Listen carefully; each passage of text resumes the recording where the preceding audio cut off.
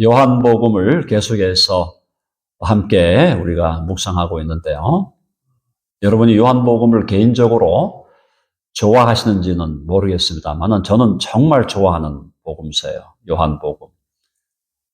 개인적으로 사도 바울이 저의 표상이고 모범이고 그 위에 또 우리 주님이 계시고 그런데 이 사도 요한은 참 놀라운 신비한, 하늘에 속한 신비한 비밀들을 요한을 통해서 하나님은 우리에게 많이 알려주셨다라고 생각합니다. 요한복음도 굉장히 깊은 내용을 담고 있고 또 성경의 완전 결론이 요한계시록이잖아요. 그러니까 요한계시록을 또 사도 요한을 통해서 우리에게 주셨다는 것도 요한이 얼마나 참 하나님께 특별한 사랑을 받았나 하는 걸 우리가 깨닫게 됩니다.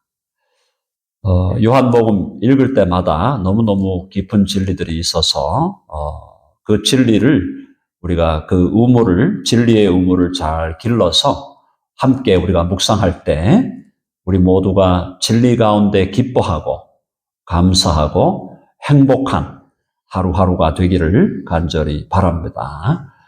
네, 오늘 요한복음 3장 저기 뒷부분 11절부터 나오는 내용은요.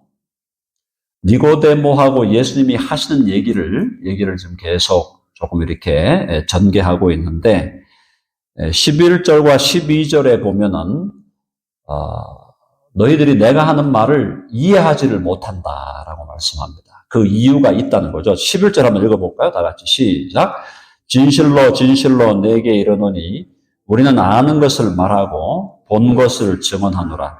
그러나 너희가 우리의 증언을 받지 아니하는도다. 예수님이 본 것을 말씀하시고 참으로 아는 것을 말씀하시는데 우리의 증언을 받지 않는다. 니고데모를 포함해서 그 시대 유대인들이 예수님이 하시는 말씀이 무슨 말을 하는지 잘 이해를 못했습니다. 우리 요한복음에 보면 그런 게 많이 나오죠. 예수님이 하시는 말씀이 무슨 말인지 이해를 못하니까 동문서답을 하는 겁니다. 자기들이 질문을 하면, 유대인들이 질문을 하면 예수님이 답변을 하는데 못 알아들어요. 또 예수님이 다시 또 이렇게 말씀하시면 또 못 알아듣고 계속 굉장히 엇박이 나는 모습들을 보게 되는데요. 지금 니고데모에게도 예수님이 그랬잖아요. 야, 다시 나야 돼. 거듭나야 돼. 거듭나야 된다 그러니까 그럼 모태로 들어가야 됩니까? 굉장히 자연스러운 질문을 하는 거죠. 질문을. 그렇게밖에 생각이 안 되니까요. 다시 난다 하니까 모태가 생각이 나는 겁니다. 그게 아닌데 하늘로부터 나야 되고 우리의 영혼이 물과 성령으로 거듭나야 하는데 그 얘기를 하는데도 못 알아듣는 거예요. 자, 우리의 증언을 받지 않는다. 이게 받지 않는다는 걸 두 가지로 볼 수 있습니다. 의도적으로 거부한다. 이렇게도 볼 수 있고 아니면 아예 들어봤자 이해를 못한다라는 거죠. 자, 12절 한번 가볼게요. 12절 시작. 내가 땅의 일을 말하여도 너희가 믿지 아니하거든 하물며 하늘의 일을 말하면 어떻게 믿겠느냐. 땅의 일을 말하여도 믿지 아니하는데 하늘의 일, 하나님께 속한 신비한 진리를 너희에게 말하면 너희가 어떻게 믿겠느냐. 그건 어떻게 보면 책망하는 말씀이기도 하면서 한편으로는 이해를 하는 말씀이에요. 책망하는 거죠. 왜 그렇게 너희가 어리석으냐. 영적인 진리를 이해하지 못하느냐. 그러면서도 한편으로는 그럴 수밖에 없는 너희의 상황도 주님은 이해를 하시는 거죠. 왜? 어두움 속에 있으니까 아직까지 거듭나서 중생하지 못하고 어두운 가운데 있으니까 하늘의 비밀을 이해할 수가 없는 것입니다. 자, 그러면서 13절에 보니까 하늘에서 내려온 자, 곧 인자 외에는 하늘에 올라간 자가 없느니라. 이걸 이제 문자적으로 받으면은 야, 그러면 예수님 외에 하늘에 올라간 자가 없다고? 그러면 엘리야도 하늘에 안 올라갔고 모세도 하늘에 안 올라갔고 에녹도 하늘에 안 올라갔고 그럼 하늘에 다 안 올라간 거야? 그 얘기는 아닙니다. 여기 이제 문자적으로 이해하지 마시고 이건 뭐냐면 진정한 의미에서 하늘에 대해서 아는 사람은 인자밖에 없다 이 말이에요. 그러니까 하늘의 비밀을 진정한 의미에서 제대로 알려줄 수 있는 분은 바로 여기에 사람의 몸을 입고 온 하나님의 아들 예수 그리스도밖에 없다. 그걸 여기서 말씀하는 거지. 진짜로 뭐 누구도 다 그 하늘에 안 올라갔다. 그 얘기를 하고 있는 것은 아닙니다. 이걸 항상 성경을 해석할 때 전체적인 성경 전체 맥락에서 이해를 해야 되는데 부분만 가지고 와가지고 이걸 문자적으로 해석해서 다 뭐가 나옵니까? 다 이단들이 나오는 겁니다. 이단과 사이비는 왜 나오느냐? 성경의 어떤 특정한 구조를 성경 전체의 맥락에서 이해하지 않고 그냥 그걸 부분적으로 문자적으로 해석하니까 결국은 이거 성경에 있는 말이다 그러는 거죠. 성경에 있는 말이라고 하는데 그래서 그걸 주장을 하는데 사실상은 성경 전체가 말하고 있는 진리와는 어긋나는 걸 주장하는 거죠. 그래서 이단과 사이비가 나오게 됩니다. 자, 오늘 포인트는요. 13절과 14절이에요. 자, 오늘 14절 한번 읽어보겠습니다. 다 같이 시작. 모세가 광야에서 뱀을 든 것 같이 인자도 들려야 하리니 15절. 이는 그를 믿는 자마다 영생을 얻게 하려 하심이니라. 자, 이게 굉장히 중요한 얘기입니다. 민수기 21장에 나오는 내용이죠. 민수기 21장에 나오는 내용인데 광야에서 이스라엘 백성이 너무너무 지친 겁니다. 너무 지치고 배고프고 막 갈증이 나고 짜증나고 자, 그러니까 이 이스라엘 백성이 하나님을 원망을 했어요. 하나님 원망하면서 또 모세를 원망하면서 우리를 이 지금 광야에 데려가 와가지고 다 여기서 죽게 하려는 거냐 막 원망하고 삿대질하고 막 짜증 부리고 화내고 막 그랬어요. 그걸 하나님이 기뻐하지 않으셨습니다. 그래서 불뱀을 보내요. 불뱀은 독사거든요. 독사를 보내가지고 이스라엘 백성들이 불뱀에 물려갖고 막 죽어나가는 거예요. 막 죽어나가니까 이때 이 불뱀에 물려서 죽어나가는 이스라엘 백성들을 어떻게 하면 다시 살려낼까? 또 불뱀에 물려서 지금 고통 중에 있는 사람들을 어떻게 살려낼까 하다가 결국 모세가 하나님께 간절히 구했더니 뭐라 그랬습니까? 뱀을 만들어서 장대에 달아라.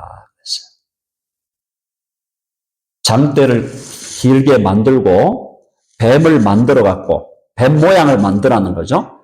뱀 모양을 만들어서 이 장대 위에 달아라. 그리고 그 장대 위에 달려있는 뱀을 바라보면 그 뱀을 바라보는 자는 구원을 얻고 불뱀에 물려가지고 있던 그죠? 불뱀에 물려서 독이 온몸을 지금 퍼지고 있는데 그 독으로부터 다 해방이 되고 치유가 되게 할 것이다. 그러니까 불뱀에 물려 죽게 된 사람들이 장대에 달린 이게 이제 뱀의 모양으로 만들려고 하니까 결국 무엇으로 만들었냐? 한번 해볼까요? 다 같이 노뱀을 만들었다. 노뱀을 만들어서 장대에 단 거예요. 장대에 달아서 노뱀을 만들어 놓고 모세가 자 누구든지 이 장대에 달려있는 노뱀을 바라보는 자는 살리라 그랬던 거예요. 자 근데도 말이죠. 지금 이스라엘 백성 중에 불뱀에 물려가지고 좀 다 죽어가고 모세가 장대에다가 노뱀을 만들어가지고 야 장대에 달린 노뱀을 바라보는 자는 다 살리라 하는데 상당수가 바라보고 살았는데 또 그 중에 도로 또 그걸 또 안 바라봐가지고 그냥 죽어가는 사람들이 있었다. 자, 민수기 광야에서 노뱀을 장대에 달아가지고 그 노뱀을 바라보는 자마다 살았던 그 사건이 결국 어떤 사건이냐? 그게 십자가 사건의 그림자고 모형이다. 여러분 아멘 하십니까? 네. 똑같은 거예요. 그래서 거기 보세요. 주님 뭐라 했어요? 모세가 광야에서 뱀을 든 것 같이 인자도 들려야 하리니. 예수님 어디에 들리신 거예요? 예수님 어디에? 십자가에 십자가에 달려서 들어 올려지신 거죠. 불뱀에 물린 이스라엘 백성들이 장대에 달려있는 누뱀을 바라보고 살고 구원받은 것처럼 죄의 불뱀에, 죄의 독에, 그죠? 마귀의 불뱀, 죄의 불뱀, 사망의 불뱀에 물린 우리가 십자가에 달리신 예수 그리스도를 바라볼 때 우리는 영원한 생명을 얻게 되는 줄로 믿습니다. 그게 복음이에요. 그러니까 민수기에서 그 광야에 뱀을 든 사건이 왜 일어났나?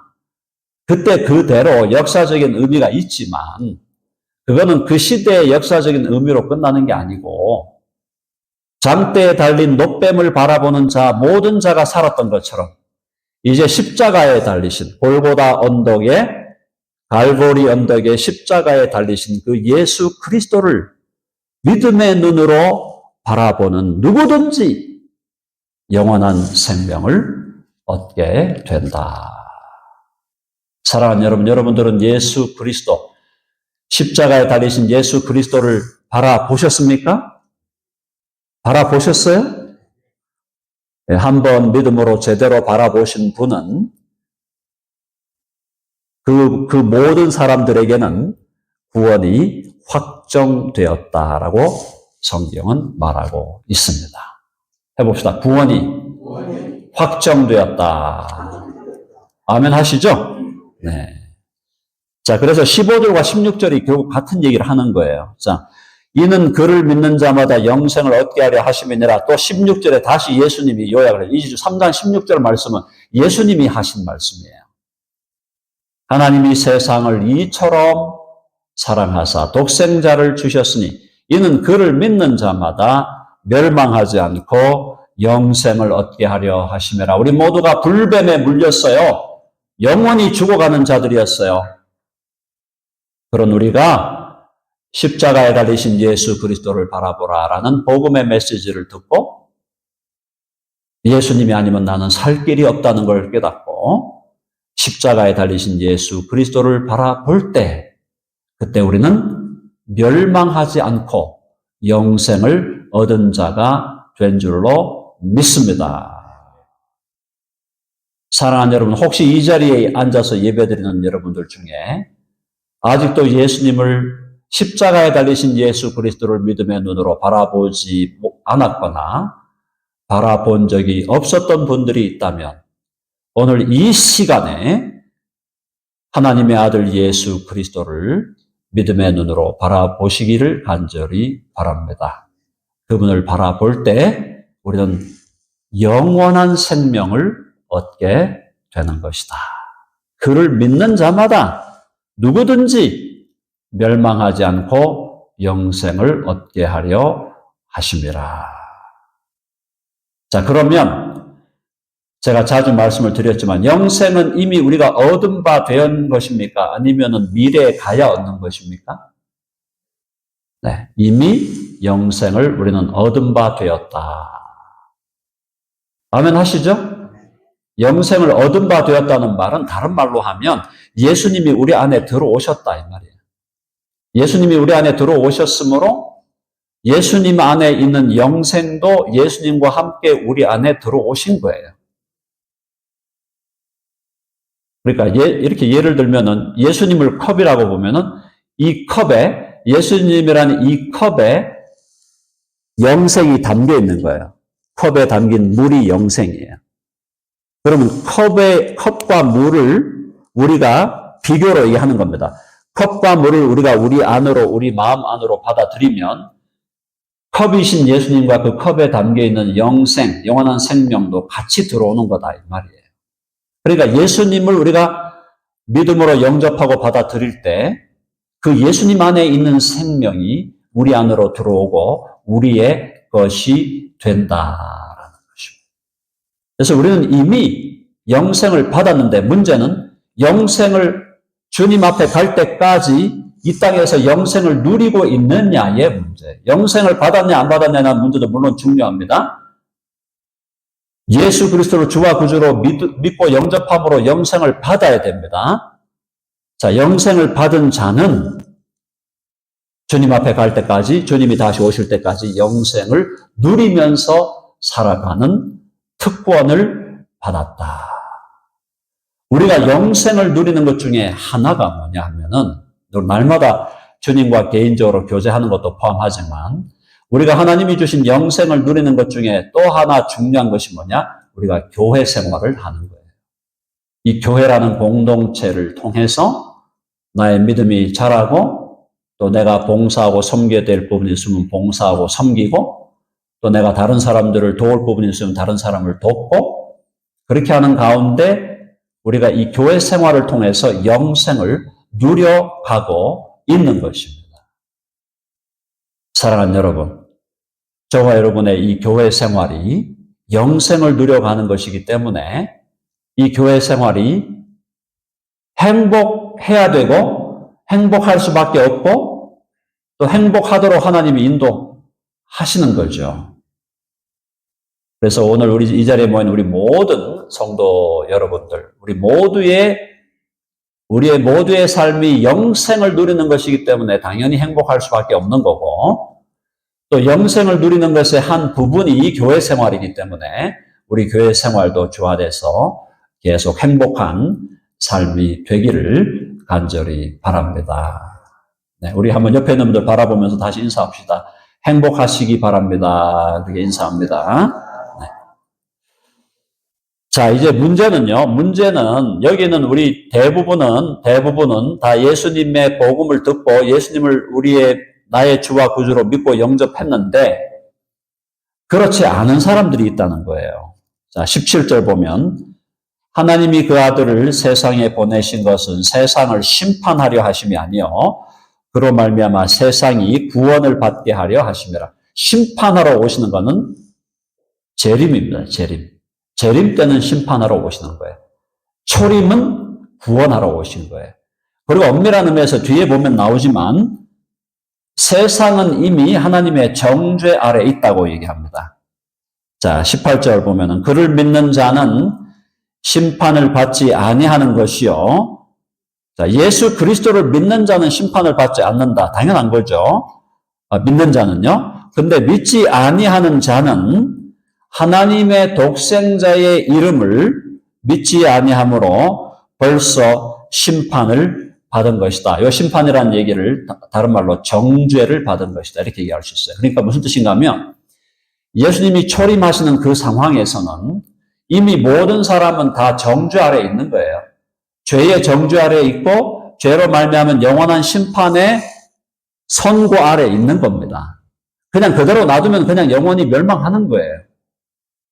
그들 중에 하나님께서 일부를 구원하시기 위해서 아들을 보낸 것이다.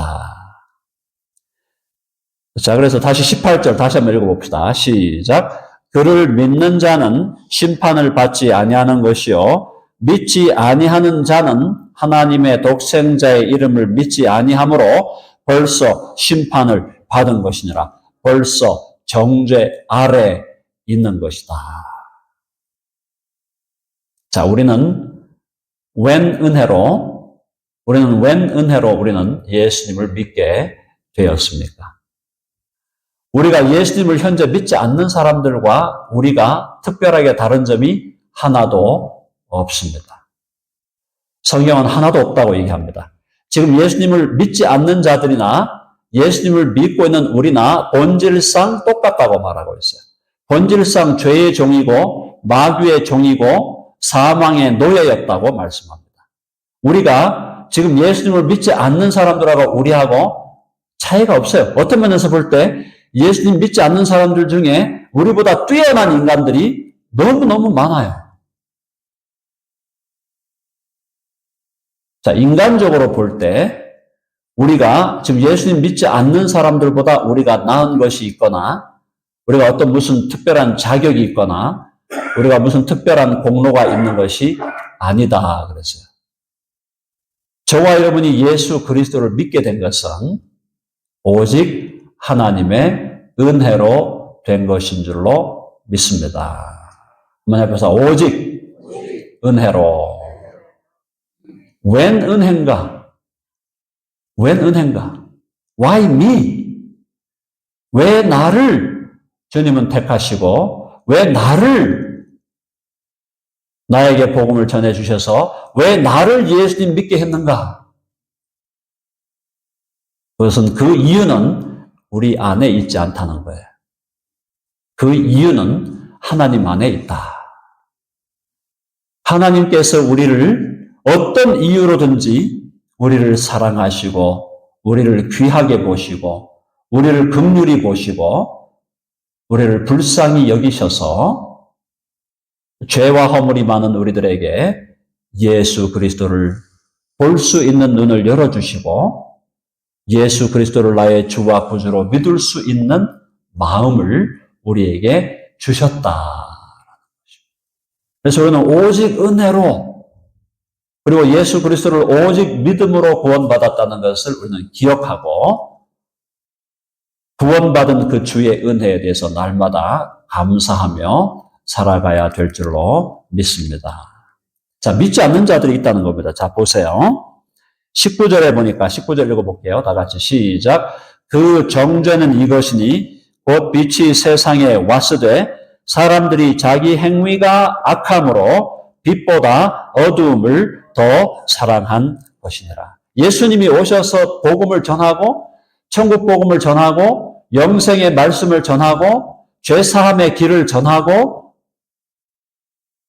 야, 누구든지 와서 예수 그리스도를 믿으면 회개하고 예수 그리스도를 믿으면 너는 구원을 얻고 너는 영생을 얻고 너는 영적으로 거듭나고 너는 죄사함을 받을 것이고 하나님의 자녀가 될 거야 라고 말씀하고 있는데도 불구하고 그 복음을요, 자, 빛이 세상에 왔으되 사람들이 자기 행위가 악함으로 빛보다 어두움을 더 사랑한 것이니라. 이 이야기는 사실은 무서운 얘기예요. 뭔 얘기냐면은 지금 예수 그리스도를 믿고 있지 않는 사람들에게는 강력한 지금 경고인 겁니다. 너희가 왜 예수께로 나오지 않느냐? 그것은 자기 행위가 악함으로 빛보다 어둠을 더 사랑하기 때문이다. 자, 예수님 믿지 않는 사람들에게 여러 가지 이유가 있을 수 있습니다. 왜 예수님께 오지 않습니까? 예수 믿는 사람들 보니까 다 엉터리예요. 다 이기주의자들이고요. 다 입만 살아있고요. 물에 빠져 죽으면 입만 뜰 사람들이에요. 그런 사람들이 모여있는 교회 저는 절대로 가기 싫습니다. 절대 안 갑니다. 그런 사람이 엄청나게 많습니다. 자, 예수 안 믿는 이유를 그렇게 될 수 있습니다. 오케이. 그래요. 교회 나오는 사람들이 그렇게 당신의 마음에 안 드시는군요. 교회 나가는 사람들이 그렇게 밉상이 됐군요. 자, 그러나 믿지 않는 사람들이 주께로 오지 않는 이유는요. 근본적인 이유는 자기 행위가 악함으로 빛보다 어둠을 더 사랑하기 때문이에요. 핑계를 댈 수 있습니다. 아까 제가 말한 대로 여러 핑계를 댈 수 있어요. 교회들 보세요. 문제투성입니다. 문제가 얼마나 많은지 교회가 세상보다 나은 게 뭐 있습니까? 일반적인 사회보다 나은 게 뭐 있습니까? 온갖 핑계를 다 댈 수 있고 그 핑계를 대는 데 있어서 우리도 그 핑계를 들을 때 참 가슴이 아프고 우리가 반성이 되고 회개가 되는 측면이 없지 않아 있죠. 교회가 완전하지 않고 교회도 불완전하니까 교회 안에 문제들이 있을 수 있기 때문이죠. 자, 그럼에도 불구하고 당신이 오늘 예수 그리스도의 복음의 초청을 받아들이지 않는 것은 주님 분명하게 말씀했어요. 자기 행위가 악함으로 빛보다 어두움을 더 사랑함으로 주님께로 오지 않는 것이다. 주님께로 오지 않는 그것은 당신을 끝내 당신을 영원한 멸망으로 영원한 저주로 당신을 끌고 갈 것이다. 사랑하는 여러분, 우리도 그런 존재였는데 우리도 그럴 가능성이 상당히 높았는 게 아니라 예수님 안 오셨으면 우리한테 다가오지 않으셨으면 우리도 그냥 영원한 멸망으로 들어가야 될 자들이죠. 하나님 앞에 섰을 때 우리가 악행을 저질러서도 죄인이고 하라는 대로 안 해서도 죄인이에요. 자, 그게 바로 주님이 믿지 않는 자들에게 주는 경고입니다. 20절, 악을 행하는 자마다 빛을 미워하여. 무관심한 것 같죠? 예수님 안 믿는 사람들이 복음에 대해서 무관심하고 예수님에 대해서 무관심한 것 같고 상당히는 중립적인 위치에 서가지고 예수님에 대해서도 그냥 별 관심이 없죠. 저는 별 관심이 없습니다. 교회는 알아서 하시면 되고, 교회가 해야 될 일 알아서 하시고, 저는 별 관심이 없으니까 저보고 자꾸 교회 오라고 하지 마십시오. 그렇게 하는 것 같지만, 대답할 때 상당히 뉴트럴하게 얘기하는 것 같지만, 아니라는 거예요. 여기 보세요. 악을 행하는 자마다 빛을 미워하여, 굉장히 적극적으로 미워한다는 것입니다. 주님께로 오지 않는 사람들은 주님을 미워하는 사람들. 별 감정이 없는데요. 예수에 대해서 저는 별 감정이 없습니다. 말은 그렇게 하지만 실제로 들어가 보면 악을 행하는 자마다 빛을 미워한다. 미워하여 빛으로 오지 아니하나니 이는 그 행위가 드러날까 함이라. 악행, 내게 있는 악행, 내게 있는 죄, 내게 있는 불의가 드러날까 두려워서 빛으로 오지 않는다. 그리고 빛을 미워한다. 우리도 예수님 믿지 않을 때 그런 자들이었어요. 그러나 은혜로 예수님 믿게 되어서 우리는 사망에서 생명으로 옮긴 자가 되었지만 믿지 않는 자들은 지금도 빛을 미워하는 거예요. 적극적으로 미워하고 있는 거예요. 왜? 자신의 악행들이, 자신의 그 불의함이 드러날까 두려워한다는 것입니다. 드러나면, 그래서 주님께로 그 불의와 악행을 회개하지 아니하고 주님께로 돌아오지 아니하면 그는 영원한 멸망에 처해질 수밖에 없다. 자, 21절 결론. 21절 다 같이 시작. 진리를 따르는 자는 빛으로 오나니 이는 그 행위가 하나님 안에서 행한 것임을 나타내려 함이라 하시니라. 진리를 따르는 자, 참을 따르는 자. 요거는 우리가 잘나서 그렇게 하는 게 아니라 그랬죠? 오직 은혜로 예수님이 우리에게 먼저 오셨어요. 은혜로 예수님이 먼저 오셔서 수고하고 무거운 짐진 자들아 다 내게로 오라. 내가 너희를 쉬게 하리라. 그 예수님의 초청을 듣고 예수님의 초청의 말씀을 듣고 예수님께로 오는 사람이야말로 진리를 따르는 자인 것입니다. 왜? 진리가 누구니까요? 진리가 예수님이기 때문에. 진리를 따르는 자라는 것은 예수님을 따라가는 자, 결국 예수 그리스도를 나의 주와 구주로 믿는 자. 예수 그리스도를 나의 주와 구주로 믿는 자는 빛으로 오나니 이는 그 행위가, 자, 예수 믿는 사람들의 행위는 이제 하나님 안에서 행한 것임을 나타내려 함이라.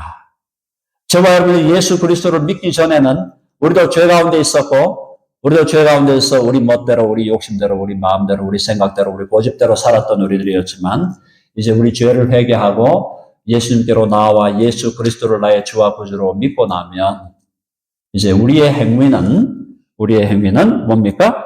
하나님 안에서 행한 것이 된다.